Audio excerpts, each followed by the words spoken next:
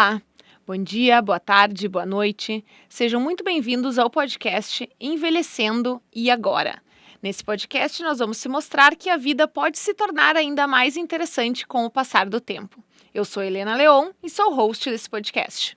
Olá pessoal, meu nome é Vinícius Miola, eu sou médico geriatra lá dos canais @geriatria com Miola e também sou host do podcast.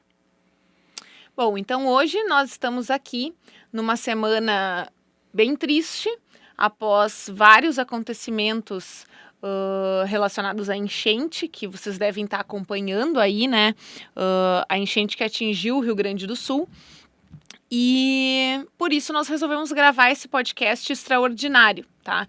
Esse podcast não estava programado e nós resolvemos bater um papo aqui porque nós estamos nos engajando em várias campanhas e também estamos vendo, né, uma disseminação de informações aí, tanto nas redes sociais, como nas conversas, né, no WhatsApp, na TV e tal. E acho que é legal a gente conversar, né, e fazer algumas perguntas para o Vinícius também, para entender o lado médico dessa situação, né, da situação dos abrigos, da situação das pessoas que entraram em contato com a água. E por isso a gente resolveu fazer esse podcast hoje, desse assunto que está super atual. Agora, só para contextualizar vocês, né, do que está acontecendo, caso alguém esteja aí muito por fora do assunto. Esteja em Vênus. O que aconteceu, né? Semana passada, ali perto do feriado ali do 1º de maio, né, começou a chover no Rio Grande do Sul, tá? E os desastres começaram ali pelo Vale do Taquari, a região que também foi afetada ano passado, em setembro, por uma grande chuva, também chuva em grandes volumes, que destruiu várias cidades ali da região, né, dentre elas Mussum, Encantado, Lajeado, Lajeado, Estrela, tiveram várias cidades ali que foram afetadas e várias outras cidades pequenininhas que tem ali na volta, né, também foram afetadas. Acontece que choveu de novo, né, choveu previsto para quase um ano inteiro, né, em uma semana ali. E essa água, né, ela vai escoando. Então, primeiro ela destruiu aquela região ali, cidades inteiras foram devastadas. Cruzeiro do Sul é uma das cidades ali na região que praticamente, acho que atingiu a cidade inteira. Acho que a cidade inteira foi destruída. Só é muita informação, muita notícia vindo e assim a gente só fica cada vez mais apavorado. E essa água, ela precisava escoar para algum local, né? Durante esses eventos aí teve também a ruptura de uma barragem no Rio Grande do Sul, tá? Porque ultrapassou qualquer cheia de projeto, né, dessa barragem, então acabou acontecendo essa fatalidade. E toda essa água, né, ela escoa, então, para a região metropolitana, né, é recebida lá pelo Lago Guaíba. E o que aconteceu?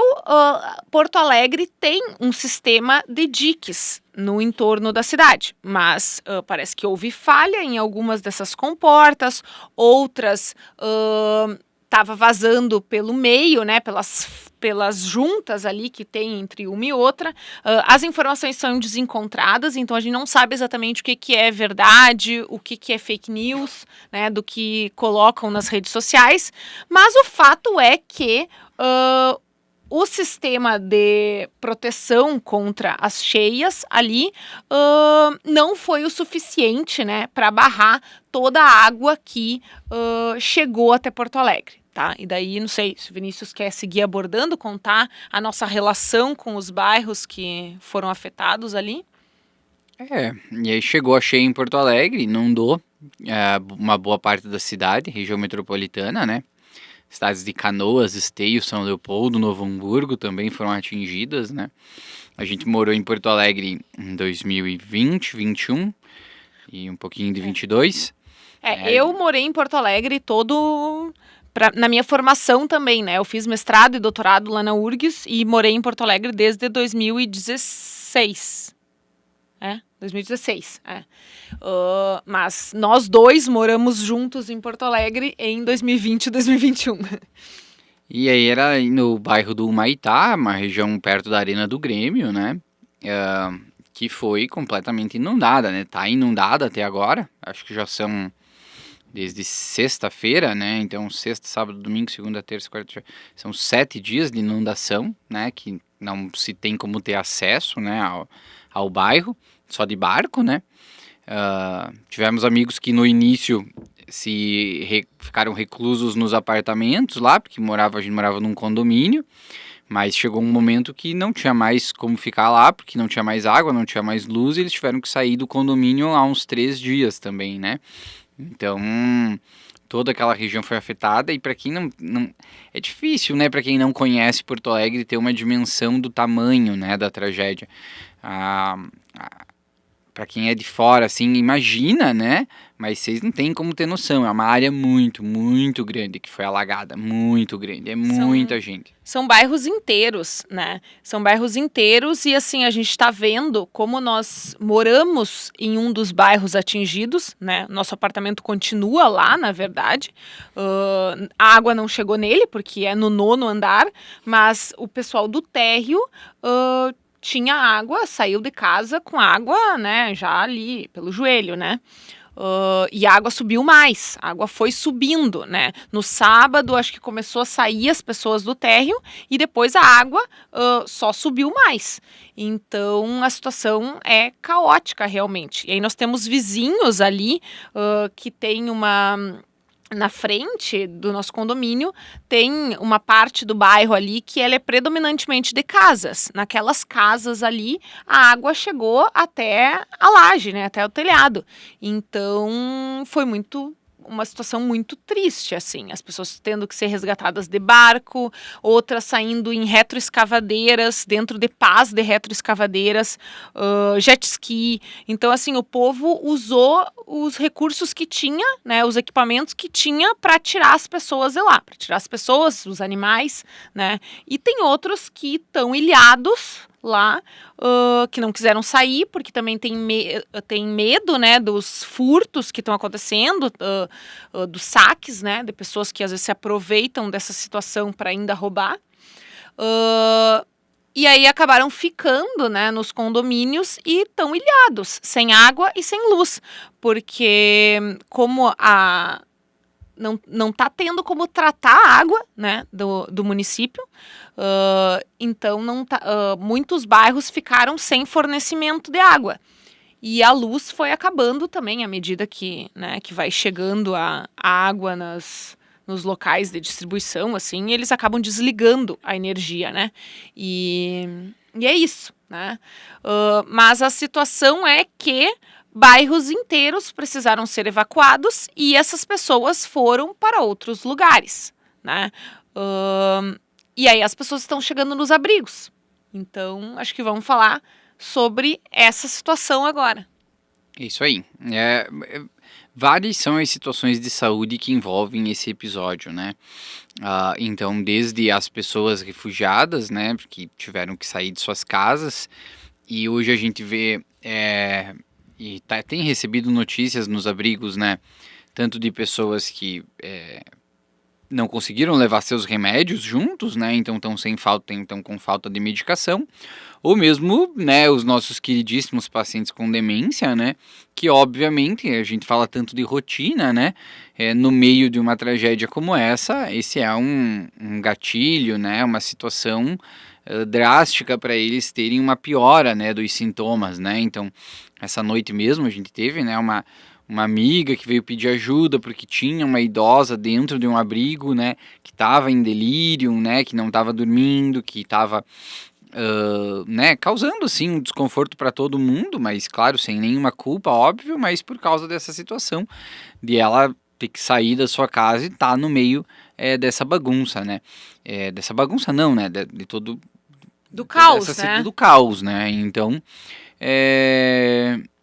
envolve muito mais coisas do que a gente imagina às vezes, né? Não é só os problemas relacionados à a enchente, né, ou os contatos com a água, que muita gente se preocupou com a questão da leptospirose, que foi muito falada, né, nesses dias, a possibilidade de pegar a leptospirose pelo contato da água, né, mas também essas situações de falta de medicação, né, pacientes saindo das suas casas, indo para locais estranhos, especialmente nossos pacientes com demência, né, e mesmo os pacientes que estão ficando doentes, né, no meio dessa situação, sem falar nos hospitais e UPAs que foram atingidos, né, a gente teve o hospital do pronto-socorro de Canoas, o HPS de Canoas, que tem vários vídeos na internet, do primeiro andar do hospital totalmente alagado, né, então teve que evacuar os pacientes do primeiro andar do hospital porque estava alagado, então a água estava chegando, né, nos pacientes, na maca, né, então são várias situações dramáticas que envolvem a questão de saúde nesse momento, né, e a gente vai conversar um pouco, não sei o quanto que a gente consegue ajudar, orientar as pessoas e ajudar de qualquer forma, ou mesmo estimular vocês que talvez estejam escutando, né, a doar, né, de alguma forma doar remédio, doar produtos de higiene, doar outras coisas, e se possível ir até a região para se voluntariar e ajudar de forma voluntária, né. Tá, então vamos começar por partes, tá? Digamos que alguém aqui que está nos escutando, né, precisou sair da sua casa e entrou para entrar até o barco e tudo mais, né, ou o transporte aquático que conseguiu, teve contato com a água, né? A pessoa saiu com água pela cintura, teve contato com a água e depois foi para um abrigo. Qual é a orientação de saúde para essa pessoa? O que ela tem que fazer, então, para evitar alguma doença relacionada a esse contato com água que... A doença classicamente associada às enchentes é a leptospirose, que é uma doença causada por uma bactéria, né, a leptospira, e que muitas vezes é disseminada pelo contato com ratos, né, urina de rato, né, então que muitas vezes quando a água vem acaba levando essa bactéria junto e dentro da enchente ela acaba entrando em contato com a pele e contaminando as pessoas, né. Geralmente a gente não tem enchentes, né, cheias dessa magnitude, né, então nunca se falou em profilaxia de leptospirose, né, geralmente a gente trata os casos suspeitos, né, que tem uma epidemiologia compatível, ou seja, uma paciente que tem essa história do contato com a enchente, do contato com o xixi do rato, né, e que tenha sintomas né, que sejam sugestivos de leptospirose. Então, nesse caso, a gente acaba tratando a doença, né? Mas, por causa da magnitude da situação, né, hoje está se falando muito em profilaxia de leptospirose, ou seja, tomar antibiótico após o possível contato, né, com a água e com a bactéria, né? E aí, após esse contato, acabar tomando uma dose de antibiótico para fazer profilaxia, né? Então, aí tem duas situações. Primeiro, que a profilaxia da leptospirose não é algo com evidência robusta na literatura, né? Então, a gente não tem estudos mostrando que realmente ela funciona, né? Então, a gente não tem certeza absoluta de que ir lá e tomar um comprimido de doxiciclina, né? Que é o antibiótico indicado para profilaxia de leptospirose ou para tratamento depois, né, assim como outros antibióticos também tratam, a gente não tem uma comprovação científica forte de que você fazer o uso desse antibiótico realmente previna a leptospirose, né. E aí nesse vucu-vucu, né, o pessoal começou a procurar, começou a sair essa notícia e muita gente foi atrás da profilaxia, né. O segundo problema que mora aí, o primeiro é que a gente realmente não tem evidência de que funciona, e o segundo é que se todas as pessoas, a gente sabe hoje que tem mais de dezenas de milhares de pessoas, né, que estavam no meio dessa situação, eventualmente se a gente tiver que disponibilizar remédio profilático para todas elas, a gente pode ter uma escassez do remédio para tratar as pessoas que realmente tiverem a doença, né. Então, nesse cenário de escassez de recurso, né, é importante que a gente, quando pensa em saúde pública, a gente consiga eventualmente trabalhar com o recurso que se tem, né? Então, às vezes eu não posso desperdiçar o recurso de uma forma que eventualmente não tenha o efeito que eu espero, né? Então, acho que é bom contextualizar isso para as pessoas entenderem os prós e os contras, né? Porque não é, só vou tomar um comprimido de antibiótico lá e ok, não vai fazer mal, mas se não fizer bem, também tudo bem. Ok, tudo bem, provavelmente não vai fazer mal, e mesmo que não tenha um efeito positivo, não vai fazer mal, mas a gente tem um problema da magnitude da situação, né? E que se a gente der para todo mundo, eventualmente, a hora que a gente precisa do antibiótico e que é uma medicação importante, a gente não vai ter para tratar as pessoas que realmente precisarem. Mas então, e como é que a gente sabe as pessoas que realmente precisam?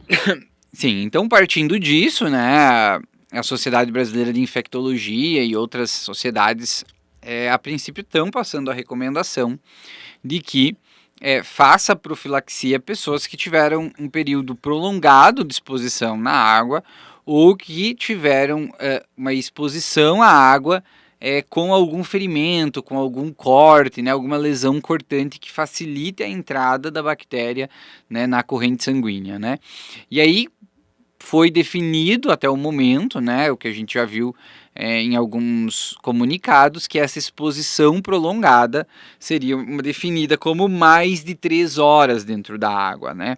Que não é a situação da maioria das pessoas, né? Porque elas acabam ficando ali um período de tempo dentro da água para sair da casa, né? Passa pela água, entra no bote e depois segue o seu percurso, né? Então a maioria das pessoas tem ficado pouco tempo, né, de exposição com a água da enchente. E esse pouco tempo, na maioria das vezes, né, não vai ser o tempo suficiente para causar, né, a doença. Não vai ter contato com a leptospira naquele momento. Então, o que tem sido preconizado até o momento esse contato mais prolongado, que foi definido como mais de 3 horas, né? Mas é óbvio que esse corte ele é um pouco arbitrário, né?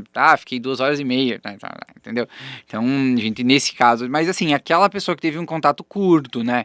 Que foi só na saída da casa, realmente, entrou um pouquinho na água para entrar dentro do barco, né? 5, 10 minutos, essa pessoa corre um risco muito pequeno de adquirir a doença, então a priori não precisaria fazer profilaxia, né? Então, mais para quem está trabalhando mesmo, né, que está indo e saindo de barco, indo e saindo de jet ski, eventualmente tendo um contato maior para resgatar várias pessoas, ficando exposto mais tempo, né, então essas pessoas sim, a princípio, elas teriam indicação de fazer a profilaxia, né, tomar uma dose da doxiciclina profilática, apesar de a gente não ter certeza se isso realmente funciona, mas aí sim, para essas pessoas, o risco-benefício valeria a pena, né. Então, a gente pode dizer que seria indicado utilizar esse antibiótico como profilaxia, né, para aquelas pessoas que estão trabalhando ali, para quem está trabalhando nos resgates, né, quem está de barco, quem está de jet ski, resgatando pessoas, animais, levando mantimentos. E que tenham se exposto por mais tempo, né? Porque os caras do jet ski dirigem bem, né? Então, eventualmente, eles mal e mal entram na água, né? Então, é uma questão de bom senso, assim, mas enfim, né? Pessoas que tiveram contato com a água por muito tempo, que estão, né? Ou mesmo, às vezes, ficaram ilhados dentro da água, né? Então, acho que seria mais nessas situações. Tem algum sintoma que a pessoa tem que ficar de olho, assim, de alerta, caso... Muito bem, então aí isso a gente tá falando só de profilaxia, né? Agora, eventualmente mesmo pessoas que tiveram um contato curto de tempo com a água podem, né, vir a desenvolver a doença, né? Mas aí como que a gente desconfia que a doença está se desenvolvendo? Quais são os primeiros sinais? Então, primeira coisa que é importante a gente citar é que a doença geralmente ela é oligossintomática. A maior parte dos casos vão ser casos leves, né? A grande maioria dos casos são casos leves. Existe a forma grave da leptospirose, que, né, a gente chama de síndrome de Weil, mas ela é a minoria dos casos. A maioria dos casos são casos leves, né? E o quadro vai ser um quadro que a gente chama de síndrome febril, né? Então, febre, com mialgia, e aí a mialgia da leptospirose ela tem uma característica bem marcante e engraçada até, que ela dá uma dor no corpo todo, mas ela tem um predomínio pela panturrilha, né? Então essa mialgia com dor na panturrilha é uma característica da leptospirose, né? Mialgia. Mialgia é dor no músculo, é aquela dor no corpo que dá quando tem gripe, quando tem influenza, né? Que tem que dá aquela dor no corpo, que parece estar derrubado, né? Aquela dor muscular, né? Então isso é uma característica marcante da leptospirose. Aí por que ela escolhe a panturrilha para doer? Isso é uma coisa que a gente não sabe explicar direito, né? Mas é uma característica da doença que a gente vê, né? Isso realmente acontece. Então, e chama atenção, né? Porque é algo característico. Tem uma característica da doença que também é interessante, que é a sufusão conjuntival. Então a conjuntiva começa a ter secreção, muitas vezes o olho fica um pouco mais vermelho, às vezes com uma cor até de rubi, uma cor diferente, né? Então, para o leigo, né, pensando numa conjuntivite, né? Então, às vezes, ter essa alteração ocular chama bastante atenção também para a leptospirose, caso venha com esses outros sintomas, né? E aí algumas alterações laboratoriais também, que vão ser características caso o paciente procure atendimento. Óbvio que quando a gente pensa, por exemplo, nesses sintomas agora, inclusive em Porto Alegre, né? A gente teve lá recentemente. A gente lembra também de dengue, né? Então, dengue era uma doença que estava, né, endêmica na cidade, estava tendo muito caso, né? Que também dá dor no corpo. Isso, e agora vai ter água parada, né? Tem um monte de água parada lá, infelizmente. Não nenhuma parada necessariamente, tá se movendo a água, mas tem lá várias. Então, que é uma doença também que está ali, que também dá febre, que também dá mialgia, né? Também dá dor no corpo, mas dá mais cefaleia, aquela dor de cabeça importante, retroorbital, aquela dor mais na região posterior do olho, assim, né, de forte intensidade, que a leptospirose até pode dar, mas de uma forma diferente. A dengue muitas vezes dá o exantema, que é aquele vermelhão, né, que também é mais característico do quadro de dengue do que da leptospirose. Essa questão do olho é uma coisa que a dengue acaba não acometendo, né, não tem no quadro de dengue, mas tem na leptospirose. Então, assim, sintomas desse tipo devem levar os pacientes a procurar atendimento médico, né? E muitas vezes, provavelmente, num cenário como esse, vai se acabar optando pelo tratamento, né? Da doença, até porque a dengue não tem tratamento, é um vírus, né? Então não tem tratamento específico como a leptospirose. Então, na dúvida, acredito que os médicos vão acabar optando por tratar e cobrir leptospirose nesses casos. Então começou a ter febre depois de ser resgatado, ou tá no abrigo, né? Dor no corpo. Quanto tempo depois iniciam os sintomas assim? Alguns dias, entre 5 a 7 dias depois, que é o tempo de incubação mais ou menos da doença, né? Então pode começar a ter sintomas, né? Então, em surgindo esses sintomas alguns dias após você sair dali, eu acredito que seja importante aí sim procurar atendimento e aí o médico vai avaliar o tratamento, né? Então acho que hoje a recomendação é essa, né? Então até para deixar quem já saiu ele, né, e já está num lugar seguro, mais tranquilo, fique em observação, né, e caso precise aí, sim, busca atendimento.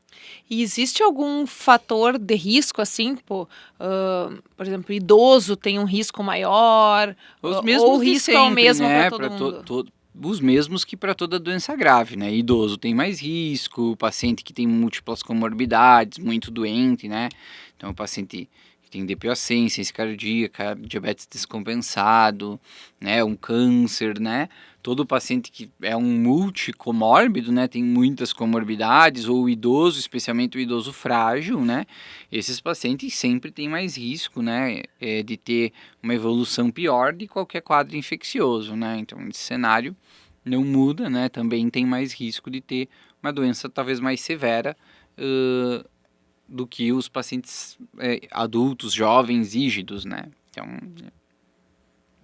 Beleza. Então, acho que agora já falamos, então, do risco na saída de casa, né? Agora, nos abrigos, né? A gente pode ter riscos ali, às vezes até de manipulação dos alimentos, né? Eu vi que estavam pedindo lá para as doações de marmita que o pessoal colocasse a data, né? A data e hora que foi produzida aquelas marmitas, porque tem muitos lugares que eles estavam, inclusive, sem fornecimento de energia, né? Então também não tem muito como armazenar e como refrigerar as coisas de forma adequada. Então tem esses riscos também, né? De alguma coisa intestinal, assim, como é que fala? É uma gastroenterite, Gastroenterite, né? isso. Isso, então existe, né? Isso a gente vai ter que, os abrigos vão ter que tentar cuidar, né? E Mas acho também que pela falta de saneamento, né? Porque é um também problema pode do dar. Brasil, né? Então só piora com uma situação dessa, né? Claro que é importante que as pessoas, elas, óbvio que acredito que todos os que estão em abrigos, né, situação muito dramática, né? Mas lembrem que os nossos idosos, eles têm esse problema de talvez desenvolver esses quadros de delírio, né, nessa situação, né? Então, às vezes, de ficar agitados, ficar agressivos, e as pessoas vão ter que ter paciência, né, para entender e tentar ajudar da forma que for possível, né? Os idosos, os nossos idosos com demência, a gente sabe, muitos deles usam fármacos, né, remédios, que eventualmente, na sua ausência pela perda, né, e não conseguir repor a tempo, vão causar sintomas de abstinência, né? Tá, vamos contextualizar isso melhor, assim, então, que você já entrou direto ali na questão dos idosos e acho que a gente precisa dar um panorama geral. Vá que alguém aqui não acompanhe o Instagram, né? Não saiba que o foco lá da maioria dos conteúdos do Instagram é demência, né? Então, o Vinícius está abordando aqui o caso de muitos idosos que acabam desenvolvendo demência, né? E que tomam muitos medicamentos, dentre eles antipsicóticos, antidepressivos, que mais que tomam? Benzodiazepínicos, Mas né? não só os idosos com demência nesse caso, né? Todos os idosos que façam uso de neurofármacos, né? Fármacos para o sistema nervoso central, podem, né, na ausência das medicações, acabarem desenvolvendo uma síndrome de abstinência, né? Piorando algum efeito do seu comportamento por estar sem a medicação, né? Mas então acho que vale um aviso para o pessoal que está trabalhando no acolhimento dos abrigos, muitas vezes, né? No momento de receber essas pessoas, que está ali fazendo a triagem, perguntar sobre as medicações, né, que a pessoa toma, ou pedir para a família, né, porque não sei também se todo idoso vai saber informar ali em detalhes a sua prescrição, né? Mas quem chegar junto com a família e tentar providenciar, né? Essa noite aconteceu aquele caso que o Vinícius comentou, aconteceu essa noite no abrigo onde uma prima minha tá ajudando, né? E ela veio nos pedir um medicamento, né? Esse medicamento é controlado, então precisa também de receita médica. Mas saibam que tem muitos profissionais nas redes sociais, tem muitos grupos de médicos que estão se unindo, né, e estão fazendo isso, estão fazendo teleconsultas gratuitamente para as vítimas das enchentes, estão renovando receitas gratuitamente, né, pelo sistema digital ali, né, pelo próprio sistema do CRM, para possibilitar essa compra, né? Então, assim, evitar deixar esses idosos. Aqui a gente está focando no idoso porque é a área de atuação do Vinícius, né? Mas evitar deixar essas pessoas sem as suas medicações controladas, né? Às vezes o pessoal pode pensar, mas não é necessidade urgente agora. Agora o importante é estar quentinho, é ter um colchão, um cobertor, uma roupa limpa para vestir e comida e água. Muita gente está pensando isso, sabe? Mas medicação controlada e essas medicações de uso contínuo, né, desses pacientes são essenciais, assim como a água, assim como a comida, né, são essenciais para eles também. Então a gente tem que sempre pensar nisso, assim. Isso só dá uma magnitude ainda maior do tamanho do problema, né? Porque a gente não pode deixar de de lembrar dessas situações. Com certeza as medicações são importantes, né? Imagina se todos os hipertensos que estão lá nos abrigos deixarem de tomar os remédios para pressão. Logo vai ter gente infartando, né? Vai ter gente tendo AVC, porque a pressão vai ficar alta e as pessoas vão começar a ter outras doenças nos abrigos por causa da falta de remédio, né? Então, claro, é uma situação extremamente complexa que a gente tem que pensar nisso também, né? A gente está enviando remédios para lá, né? Hoje a gente separou um monte de medicação aqui na nossa cidade, todos os médicos separaram remédios para mandar para lá, para a população tentar ajudar de alguma forma, né? A chegar mais remédios lá. Eu vi que a farmácia São João também fez né, se abriu as portas para fazer doação de medicações para eles, e com certeza isso tem que ser lembrado, né? Algo muito importante, até porque o delírio, né, os pacientes que tiverem lá, que desenvolverem delírio, né, ou seja, essa piora da confusão mental, seja um paciente com demência, seja mesmo um idoso cognitivamente saudável, né? Isso, além de causar um desgaste para todo mundo do abrigo, aumenta o risco desse idoso, né? Acaba vir a desenvolver um problema mais sério lá dentro, né? E aí depois acabar virando um problema que vai superlotar um hospital, às vezes, que já está com problema, né? Vai superlotar um outro lugar que também está com problema, então vira uma bola de neve, né? Mas então, para a gente não se estender muito aqui e focar, né, focar nisso, que eu acho que é um ponto bem importante, que é o delirium, nos explica certinho o que é delirium, né? Como que o pessoal ali que está trabalhando no abrigo, alguém que não é da área da saúde, como é que ele vai saber o que é delirium? O que é esse termo? Delírium é uma alteração aguda do nível de consciência, né? Ou seja, o paciente vinha bem ali dentro do seu estado de consciência, ele tem uma alteração aguda do nível de consciência, seja uma agitação, ou seja uma agressividade, ou seja uma sonolência, né? Então ele altera o nível de atenção dele. E essa alteração da consciência, ela tem uma flutuação durante o dia, né? Então um período que ela tá melhor, outro período que ela tá pior, né? E ela flutua durante o dia. Então seria uma alteração aguda do nível de consciência com flutuação durante o dia e prejuízo da atenção do paciente, né? Então muitas vezes isso vai se manifestar num cenário como esse, como um paciente que vai ficar muito agitado, né? Que vai ficar muito agressivo, que não vai querer ficar parado, que não vai obedecer, porque ele não consegue, né, entender aquilo que está sendo pedido para ele. Eventualmente vai ter uma alucinação, vai ter um delírio, né?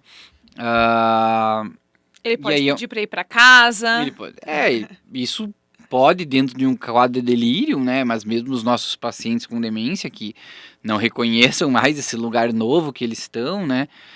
Podem vir a ter sintomas como esse, né? E esses pacientes que desenvolverem delírio, né? Eles têm um risco maior de ter alguma outra intercorrência importante, né?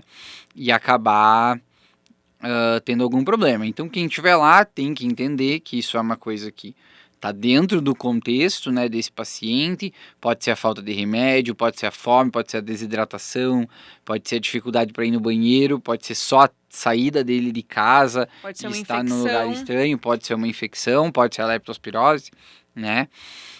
Então vai ter que ficar de olho para acolher esse idoso, né? Tentar entender melhor se existe uma causa para o delírio que ele possa tratar ali naquele momento, né?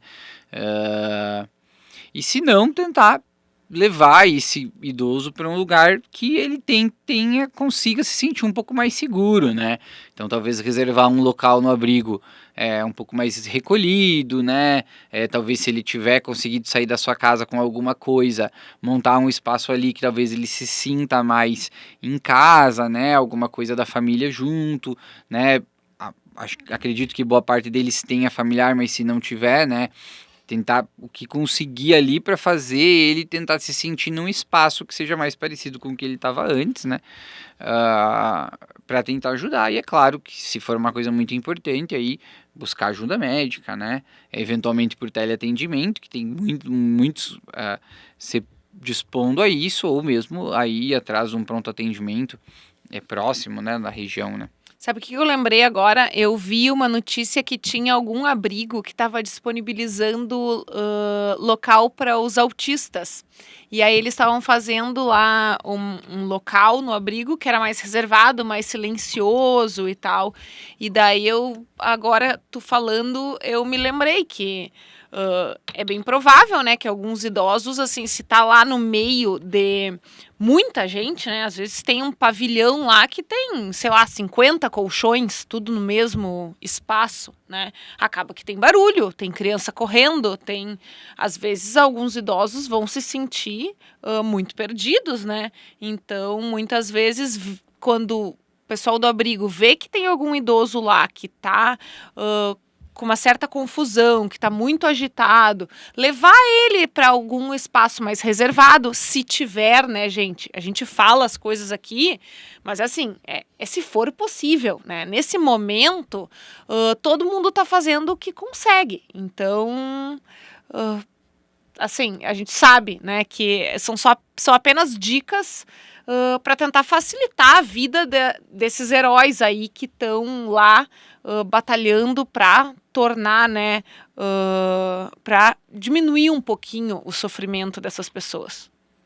É isso aí. E para quem não tá lá no meio do rebuliço, né, e tá tentando ajudar de alguma forma, ou tá lá na região metropolitana, tentar o mínimo possível ocupar os espaços de saúde de forma desnecessária, né, não é o momento para ir até o serviço de saúde se não for realmente necessário, né, porque esses lugares estão superlotados e precisam, né, ter espaço para receber as pessoas, né,